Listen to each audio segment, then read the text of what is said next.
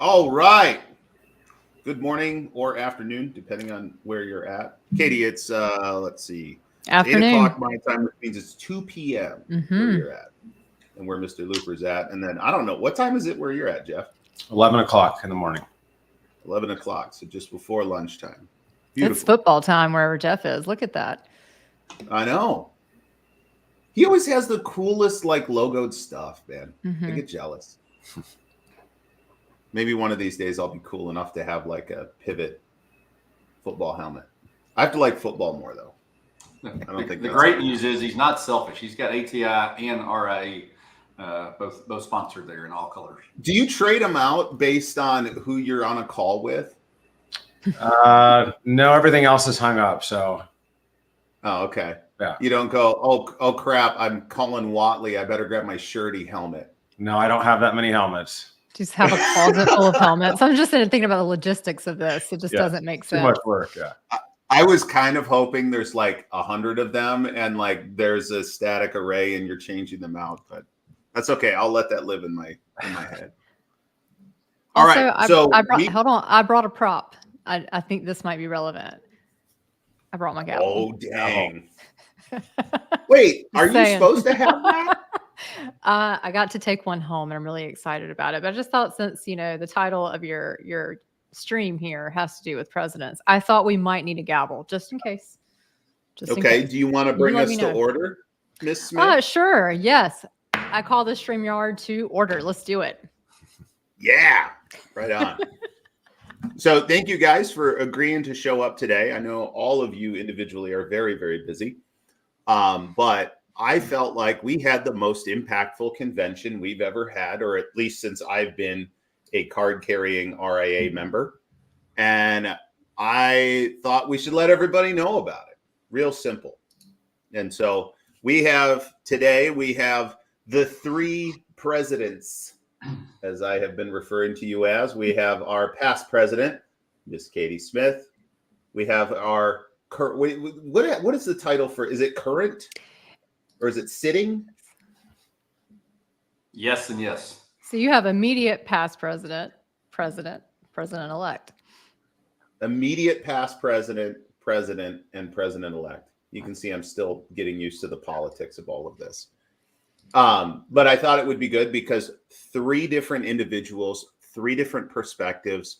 They have markedly different businesses. And so the variety of answers that we're going to get, I would expect is going to span the board, but we're also going to get some very common examples or answers because some of this is just universal for all of us as restorers. So I'll open it up and I'm going to, just to keep crowd control, I'll ask the questions directly. So then that way nobody feels the obligation to talk over each other. Miss Katie. Yes, sir. What was your key learning from the convention? You just said something about being universal for all of us. And the last session was my favorite because I had the most takeaways from that. It was the most impactful for me because what I realized, I heard these industry legends on stage talking about all the things that they've learned throughout their career. And when you boil all of those things down to the most basic, you learn that all of us as leaders and business owners, we all encounter the same struggles every day. And it was just nice to hear that someone responsible for an organization the size of ServPro or ATI, even Mark Davis, all of these people talking about the same issues that we deal with. So it's just a comforting feeling to know that no matter the size of your company, you have the same challenges as a business owner. And it was just nice to hear someone else say, here's how I deal with this. And you always feel like somebody's talking directly to you sometimes when it's a message you need to hear. And you're like, all right, I need to go home and I need to put some of this into practice. So I just felt like, oh man, there's comfort in knowing that I'm not alone. So that's my key learning thing. We're not alone. We all have the same challenges and we can all work together to share best practices of how we can be the best leaders we can possibly be. Mr. Looper, anything to add? No, I think Katie hit it right on the head. I mean, we had a large contingency of new RIA members or first-time attendees to the conference this year, which was great. We love seeing that. But some new people to the industry, maybe only a year or two in the industry, to the legends and some of the matriarchs of the industry that Katie was talking about, and how they came together and networked. And, we all share the same challenges. Ultimately, obviously there's different challenges on different scales, but the enthusiasm and excitement throughout the convention, from the pre-convention when we had all the things going on until the very end, the last session there. There just seemed to be a buzz, and then continued afterward. It's continued for the last couple of weeks afterward. And I'm with you, Anthony. I've been in business 30 years, in this industry for 30 years, and I haven't seen this type of enthusiasm, around the industry, and certainly coming out of convention like it was. So kudos to our RIA and AH team for putting on such a wonderful convention, and the board and all those who played a part in that. Mr. Moore. Yeah, so I think my biggest takeaway by far is the fact that we're in a growing and a dynamic industry, obviously led by the fact with lots of new people. I think one thing that was interesting is there's a lot of interest from outside people. So talk about consolidation. So that's led by investors, bankers, private equity groups. I had the chance to meet with a lot of those, which quite honestly, I met with probably 10 times more than I ever have at a conference. And what does that mean to an individual restorer? That means we're in a pretty good industry, everyone. We've got a great investment. A lot of us were not born into this industry. A few of us may have been born into the industry, but for the most part, we all fell into this industry. And the reason outside investors like it, it's stable. It's a good investment in their portfolio. And that means all of us, regardless of our size, our business is worth more. And so I think that's really exciting. It's a stable business for a portfolio. So all of our businesses as an industry are worth more now than what they were 5 years ago when there wasn't outside interest. And I think that's a good thing for all of us. So that's going to come with hopefully standardization, hopefully making us all better. But the more outside investment you have, the better the industry becomes. That's a good point. I'm going to kick in my own nuance, which I get to do because I'm facilitating this call.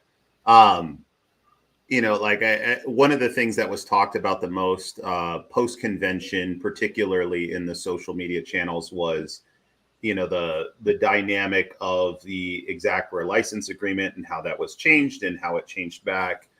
One of the key learnings that I had from convention is I need to not assume every relationship from a restorer to somebody else is not adversarial on its initial basis. Like, I think as restorers, we often feel like we are the stepchildren of this whole insurance restoration ecosystem.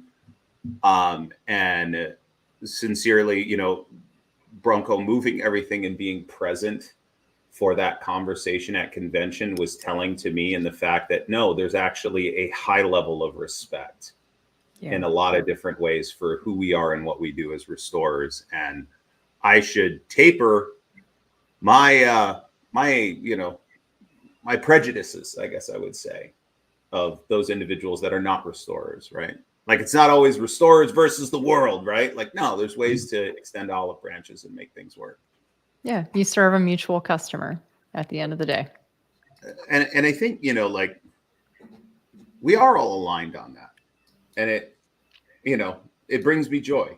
Like, it just brings me a lot of joy to know, okay, people actually care as much as Anthony Nelson does. And I'm not crazy to feel crazy for caring so much. You may still be crazy, but people do care at the same time. No comment.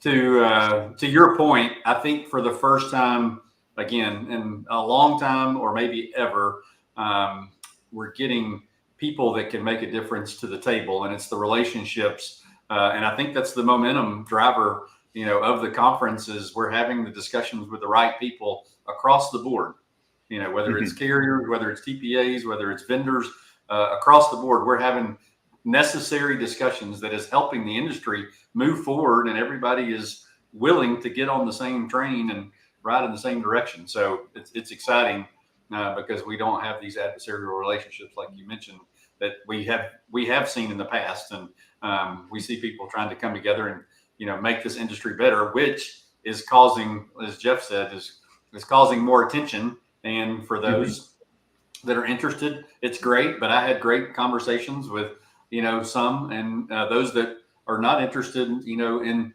the M&A field still had a great time and didn't feel like they were pressured at all. They were there for the rest of the contractors, and so it was great for everybody that attended. I agree. Jeff, what would you say was your most memorable about the convention this year?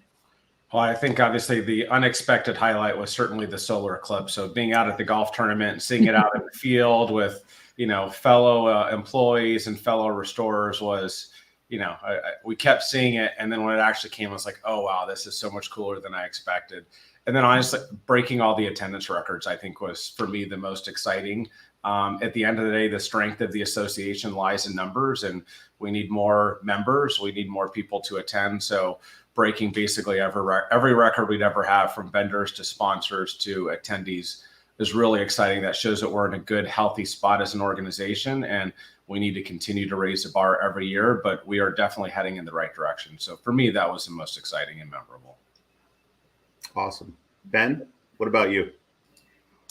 Yeah, Jeff hit on it with, I was, we can talk about it now. We couldn't before the conference, but they tried to get us to move the date of the conference after they realized that the solar eclipse was coming through, and they could probably sell the hotel for 2 or 3 or 4 times as much as they had quoted us for years back. So we stood our ground and were steadfast with it.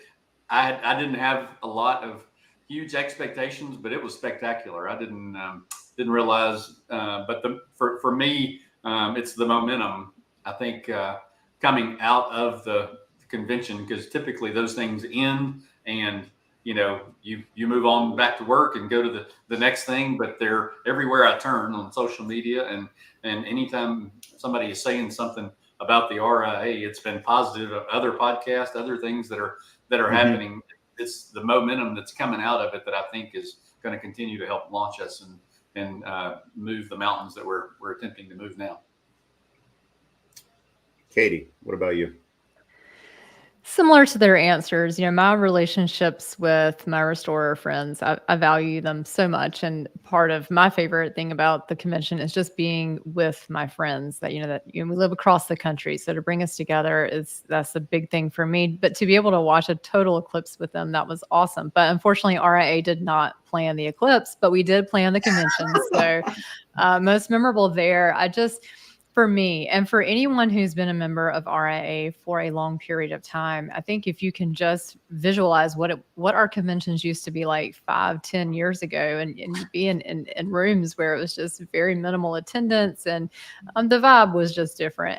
And when to see it from the perspective of the stage, of being able to look out and seeing so many new faces, but so many familiar faces of people who have just stuck with us through this time of growth, that have reached into their networks and their relationships and to help us grow. And they've always been loyal to RIA, been strong supporters, and they're a main reason why we've been able to continue to grow, because instead of just giving up on us and detracting, they're helping us and supporting us, and really just that visualization of where we were and where we are now, like that to me is just a good feeling. And it could never have been done without the support of all of our members and our staff and our volunteers. Completely agree. And whenever anybody asks me, like, did we consciously plan the convention around the eclipse? I'm like, yeah, that's all AH though. They're just so amazing that they had the foresight 4 years ago to know this was happening.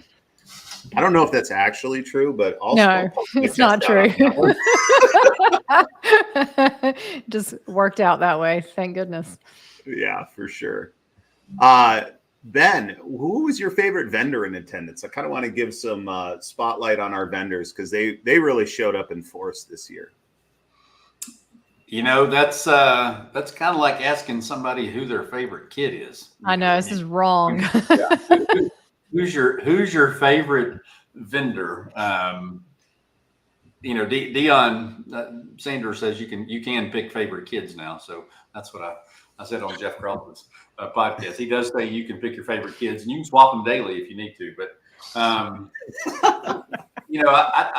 don't have. I mean, what I was enthusiastic about is every time I went to the expo and walked through the expo, not only did we have to add space, and if you went down there, it was literally wall to wall, front to back, the whole way. But the vendors were all having traffic as they came. The traffic was coming through. The foot traffic was great through the expo and all the open sessions. They were all having good conversations. There was a line at many of them, that were coming through. But as far as picking a favorite, that's tough for me because I've got so many good friends that were in that room, and none of them were better than the other, but they all did a great job.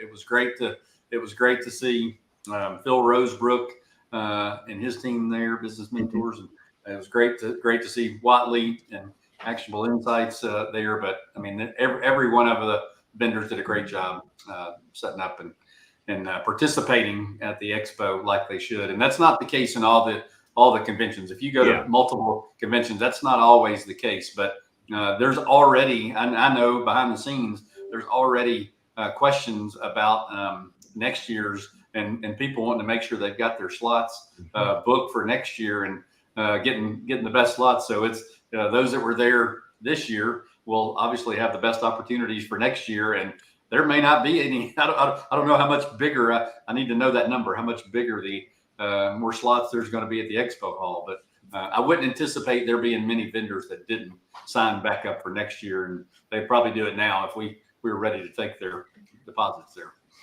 Yep, totally agree. Katie, your thoughts? I just want to say I see a lot of our vendors really stepping it up, and I think that makes the experience more fun. I saw like an old timey photo booth, and we got ATI, and they go all out. Sunbelt always goes all out, and we appreciate that. So our vendors are amazing, all of them. I'm gonna give some swag awards, 1, 2, and Circle. I love being able to take some Encircle socks back to our team because they work so hard to really implement that program and use it. So it's always nice when you can grab something from there, bring it back to your teammates who actually use the program. DocuSketch with their ball markers. We're using those on the golf course. Love that. But I've also seen DocuSketch really stepping up and growing lately in our industry. And I'm really excited to see what they do next. But my favorite little section, and this is growing every year as well, is like our media tables where we've got podcasts going, CNR Magazine, and just what they do for RIA in general, just amazing. Then Head, Heart, and Boots. We've got Clean Facts Magazine. So all of these people who really go out of their way to spread the word about RIA and get people to come to our convention. But the podcasts in general in our industry have really elevated us to a new level. And it's just awesome to be able to get in the car and listen to industry-specific content that really makes you a better leader and restorer. So I'm going to give a big shout out to our media partners who were in our little podcasting area. Jeff, and they did a great job. And I heard after the fact, it was so busy and so loud, they were having to reschedule some of the podcasts because of the foot traffic and the action that was going on. So they've been doing that, and even since then. So I agree, Katie. I do think you bring up a great point. We may have to implement a swag award. I think so. I got some pralines from the Know How guys from Savannah, Georgia. Those were good. I'm here for it. We may have to implement some swag awards at next year's convention to see who steps up their swag game. That's right. I like it. Jeff, your thoughts? So my thoughts, I've got two vendors I want to call out. First of all, Actionable Insight. So, I have to put my ATI hat on here, ultimately, or am I getting the biggest ROI? So their exact profiles made a huge impact into our bottom line, top line revenue and bottom line. Obviously they're there in full force. So I've got to give a shout out to there. And then honestly, Sunbelt. I mean, Sunbelt does so much for us. They bring the entire RA together on Tuesday night. They come out in full force. All of their reps, their leadership are there. the party is for everyone, including their biggest competitors in the room. And so a big shout out for Sunbelt. They've helped float the organization during some difficult time and some good times. And without them, I met more new people at Sunbelt than I did any other evening. And that's for them and spending the money and the resources. So I'd be unbeknownst to not mention Sunbelt and how huge they are to the industry. Yep. I think for me on the vendor side, it falls into two buckets. Vendors that give freely and selflessly to the industry, right? Like know-how and CNR and the state of the industry reports, right? Through to, Ed Cross constantly publishing more and more content with the intention of educating restorers.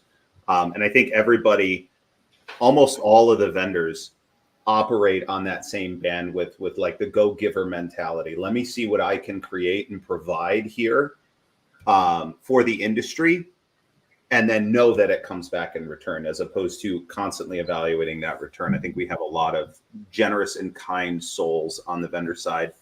And then shout out, I don't know if you guys saw it, but it was Virtual Vision, Answer Force, and Jock Analytics did like a fake like Street Fighter sort of short video where like it was Answer Force and Virtual Vision like fighting for the vendor of the year, and then the Jock Analytics guy just comes in and is like, yo, settle down, I got this. And I was like, what? Like awesome, like it was hilarious. And then on top of that, like they're direct competitors, like playing well in the sandbox, and like that's just really cool. I want someone to comment on this thread and add a link to that video. I want to see that. It was very well done. I'll message Amanda and be like, yo, you got to share that, because it was just very well.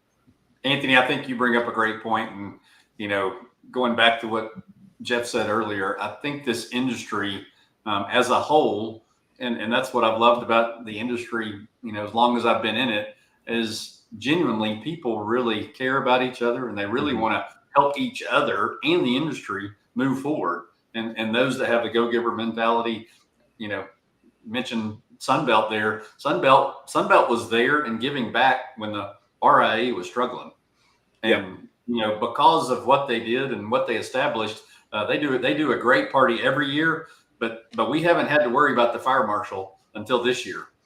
Coming in and shutting the party down and getting people out. I mean, literally, we had more people in that room and on the deck outside and in the corridors than we were supposed to at that event. And so it was hopping that whole night. Jeff said, I think everybody at the convention was there. Sometimes that doesn't happen, but I think everybody at the convention made their way to that industry party at some point or another. And kudos to them for being there for the RIA, when they didn't have to be, but got involved early, and now, those things are paying off. But, in general, lots of good conversations with contractors that, and vendors that are there for each other, and they will do for each other, knowing that, not expecting something in return. So that is important.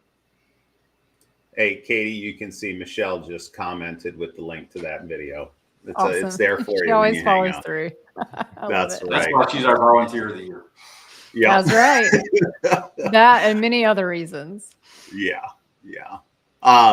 So and this is kind of just for Christy, right? Attendance grew this year significantly. Why do you guys think that is? I'll let Katie take a crack at it. Why do you think attendance grew so much? So attendance has grown for the last 4 years, but we have seen a large jump lately. I think it's because we're providing value. And for so long, we did not. We were declining for many years. And you got to provide value, and you have to provide service. So it's no shock that the day that we signed a contract to move to being managed by association headquarters, from that point on, our attendance just started, or our membership just started to grow. And that's because we're actually caring about our customers who are our members, and we're reaching out to them. We're returning their phone calls, returning their emails. We're looking at our strategy and actually sticking to it.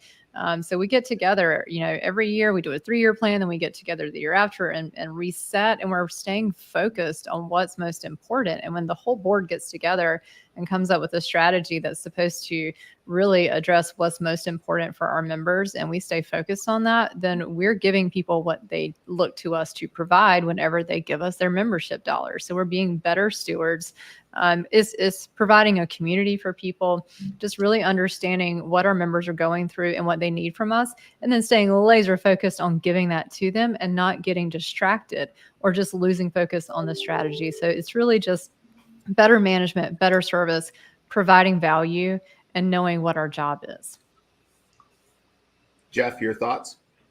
Yeah, I think there's two reasons. I think the biggest is probably awareness. We had 40% new attendees, so I think the more we can continue to push on social. Also point out a friend of mine who thinks very differently than I do, like someone like an Andy McCabe, who has been active and involved, represents the Restoration Rebels. We represent all restorers. So I don't care if you're pro-TPA, anti-TPA. I don't care if you do work with plumbers. I don't care if you do work with insurance companies or, that you think they're terrible. And we do represent all restorers. A restoration company can make money and service customers in a multitude of ways. And we should represent all restorers. At the end of the day, we are doing the same service for the same customer, irrespective of how we each run our business. And I think that's one of the things we've tried to embrace as a board and influencers in the industry. We need everyone at the conference. We need everyone in the association, and we want to represent everybody. So I think we are way more inclusive than what we have been in the past. Ben, your thoughts? I think without repeating anything that Katie and Jeff said, and everything they said is spot on.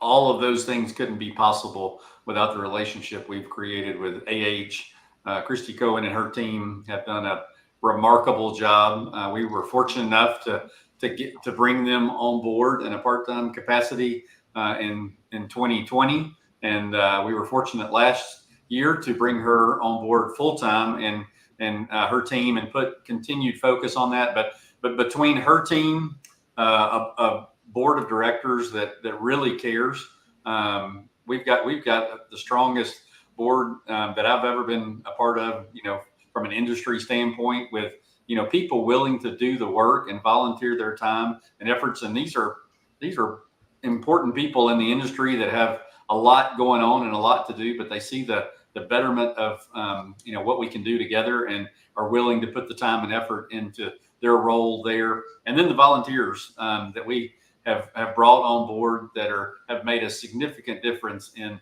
the different committees and all the different things that we're doing and putting out there to make a difference, as Katie said, to give value back to those members. Ultimately, my goal, and I shared this with somebody at the convention, I hope that their RIA membership is the first thing on their budget, and they only want to increase it when they go into budget season here in a couple of months. I hope their goal is to understand and recognize what's being done. And you mentioned with Aaron coming in for the conversation with Ed, that things like that, one thing can pay for many membership, when handled and done correctly and in the right way. And so I think when contractors understand, the value of what's being done for them and for the industry behind the scenes, it's an easy check to write every year. So, I think that helps the momentum continue to push as it is. Yeah. And I've always had the concept of a RIA ROI calculator, right? Like plug in the numbers. Like, how many times did you use the position paper? Do you do the Xactimate license program? like pick one, and you usually pay for your membership. And then if you put 2 or 3 lines of things on there, like all of a sudden you're getting paid to show up, yes, which is a really cool value proposition. I'll ask Ben this question. I had originally phrased it as what was most unexpected, but really what I'm trying to mine for here is what's the one thing you can't stop thinking about? Like, I think we all left with our own perceptions of the convention, and it had an impact on all of us in different ways. What's living rent-free in your mind?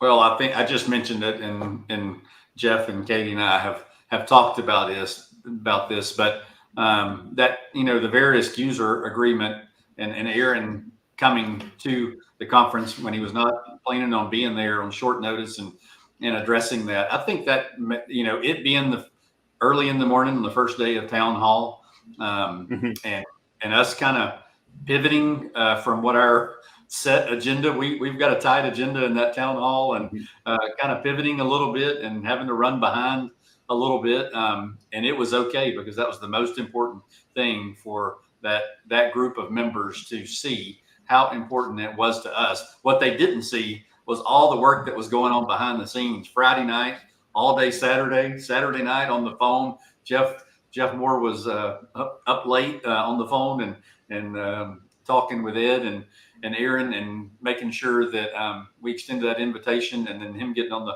So I think that was the most unexpected. Nobody saw that coming, because there was some turmoil on Friday before the convention and kind of what's going on. And literally by Tuesday morning, we were able to put on stage and say, this is what happened. We addressed it. We caught it. We addressed it. We put it to bed, and now we can move on. And that typically doesn't happen.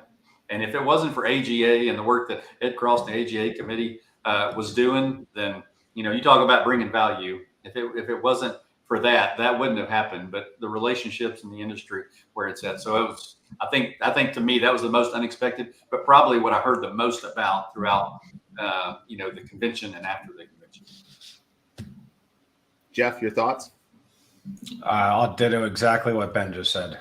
That was by far the highlight and the most unexpected. Katie, anything different? Yes. What goes through my mind, what I can't stop thinking about, is how far we've come. Even this morning, got a message from Ed Cross. Today is the 5-year anniversary of the date we rolled out the AGA at the convention in Phoenix.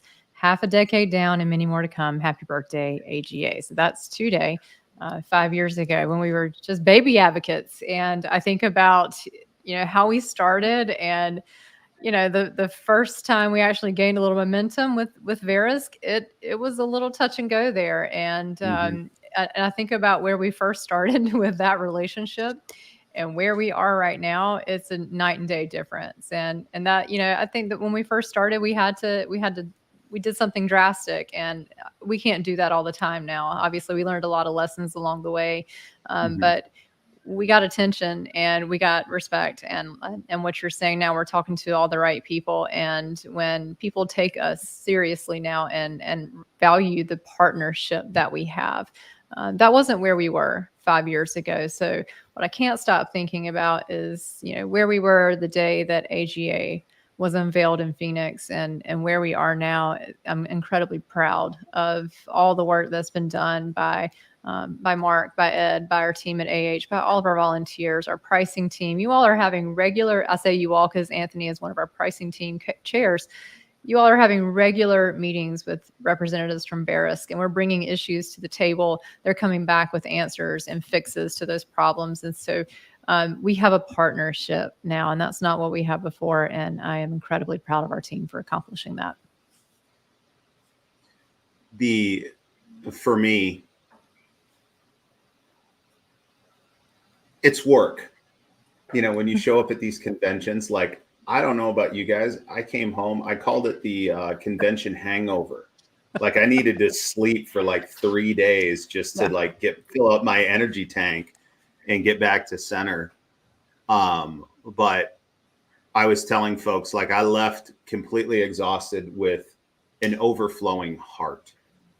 It has been a long time since I've been this passionate and this optimistic for where we are going and what we can do together as an industry. And I did not expect the heart to be overflowing. I knew I would be exhausted as hell, but I did not expect to come home and it was like I almost didn't matter that I was exhausted. I was riding on love for a few days there, and it was just the hippie in Hawaii is talking about riding on love, but it was real. It was real for me. Well, that makes me feel a little bit better, Anthony, because I'm in the same boat. I'm in the same boat as you. I too was exhausted after a long week, but my heart is still overflowing. So I'm in the same camp with you. Right on. All right, let's wrap it down so I can let you guys get back to your busy days. We'll start with Mr. Moore. What are your closing thoughts? So my closing thoughts are get involved. So the advice I give my business development people in ATI is if you really want to get an ROI in any association, we can't just pay the membership. We can't just show up at the fun stuff. You've got to do the hard work in between. So getting involved on your committees, getting involved on boards, that's truly, whether you're an owner, you're a leader within your company, you're a mid-level manager. If you truly want to elevate your career, RA is a great way to do so. But in order to do so, don't just show up at convention. That you're not going to elevate your career by showing up once a year. It's the work done in the committee. Those that are in the committees today are going to be the future presidents of the RIA and future leaders and board members. We need more volunteers on the committee level because that ultimately gives you an opportunity to show your leadership and what your value is. And then ultimately, if you're willing to accept the challenge to run for the board, which 4 years ago, I remember getting the call and I didn't even want to run for the board. And here I am now, pro RA advocate. And I think it's been an incredible experience. I would encourage anyone that's looking to further themselves individually, further their business, regardless of size or location. It's an incredible opportunity, but you do have to put in the time in order to be afforded that opportunity to be able to even run, much less get elected. Katie? Like Jeff's saying, you got to put in time. And as professionals, when we think about what we say yes to, there's things that we're saying no to as well. And when you take time away from your business, sometimes from your family, from your kids to volunteer and to be involved at this level, you want to make sure that you're getting a return on that time investment. And the only way that we can get that return is by all working together. And all these results that we've been talking about, where we were, where we are now, it would never have been possible without our staff, without our volunteers, our board, the attendees at our convention. They're what make this possible. So I just want to say that it's been an incredible opportunity for me to represent everyone for 2 years as president of the association. And I really look forward to what these two gentlemen do in the coming years. But Jeff is spot on with this. You cannot get value back from RIA if you don't put anything into it. And so if you're new to RIA, first, welcome. But second, get on our website, get logged in. If you're having trouble with anything on our website, reach out to our membership coordinator. They'll help you out with this. But there is a ton of resources related to advocacy that you need to become familiar with. There's a ramping up period when you become an RIA member. You need to catch up with all the advocacy resources that are there. And there is an abundance of information on our website regarding pricing, TPAs, third-party consultants, and you got to get up to speed. If you need help with that, let our team know. But the more you put into it, the more you will get out of it. And for everyone who's put their time into it, I just want to say thank you. Ben, closing thoughts? Yeah, we owe Katie a big thanks for her leadership the last couple of years. I've already mentioned AH and their staff. But to Jeff's point, it is human nature to wait and just see what everybody else does and see what happens. And we're at a place now that we need other contractors to recognize the work that's being done, and that we need their help, and we need their help now. So if they're on the fence about joining the RIA, or if they hadn't been there involved in a while, there was a period of time 10 years or so ago that I was paying my dues, but I wasn't involved, but in where the RIA was, and it wasn't moving in a good place. And then somebody reached out, and I got that phone call and said, we're not going to get where we need to get to if people like yourself and others, don't get involved and help this industry. And we're being very transparent, this industry has been very good to many of us, that are in this industry, and we owe it to the industry and the contractors that are in it now, and the ones that are coming forward that are going to carry the torch for the next generation. So I encourage any of those that are out there that are questioning, do I have the time? Should I join the RIA? I can assure you that if you invest, and it can be not a big investment, or if you've larger companies, we need your influence and we need your investment to continue the momentum that we have built. And we're going to continue to move mountains with what we've said we were going to do. So I would encourage you to get involved now. And those, I made a decision personally. I shared this at town hall, that it was important enough to me that I stepped down as the president of our organization and implemented a new president so I could focus more of my time and devote more of my time in this role to doing the things that we said we were going to do in our strategic plan, and make sure this thing is set up for Jeff and the future leaders of this organization as we move forward. So please share on all your social media. That's the easiest way and the way that things are getting out.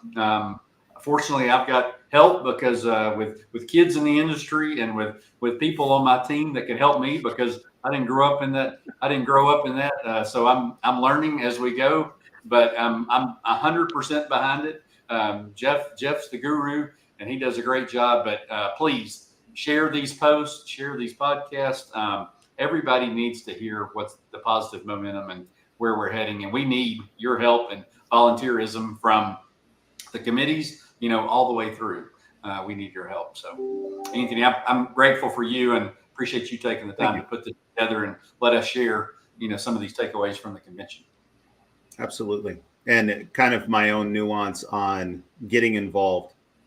If you were like me when I first got involved with RIA, thinking that you weren't smart enough, you didn't have a place, you didn't know enough, I can tell you that this is a group of individuals who will surround you and build you up and make you into something better than you think you can be. That is the quality of people that serve on the committees and within the RIA as a whole. And so if you're suffering from that imposter syndrome, you're like, I don't know, jump in, get involved, because I'll tell you what, it has brought a lot of meaning and a lot of clarity to what I do professionally and who I am personally. And I'm thankful for it. Anthony, one last comment is I'm going to say this, and we're 11 months out from our 2025 convention. But people need to remember we plan these years in advance, and we can only plan so much and so much growth. I can tell you there's already conversations being had before this convention. There's already been conversations being had of how we're going to expand our capacity with the hotel rooms and the expo, because we ran into that this year. And so I'm encouraging everybody when we do get the information and save the dates out, and you can sign up quick, because we do plan on selling this thing out again in 2025. And we're going to have a lot, even more new members and a lot more momentum going forward. So I don't think anybody that was there is going to want to miss it. And I know there's going to be new people that want to be part of the expo and want to be new members that are going to want to be coming in. So I don't want anybody to be disappointed. So make sure you get signed up quick when the information gets out. And that's April 28th to 30th in West Palm Beach, Florida. That's right. And all I'm saying is West Palm Beach better have 2 fire marshals this year, because we're coming, baby. All right. Thank you guys for your time and your knowledge. Appreciate it. Thank you, Anthony. Thanks, Anthony. Thank you, Anthony.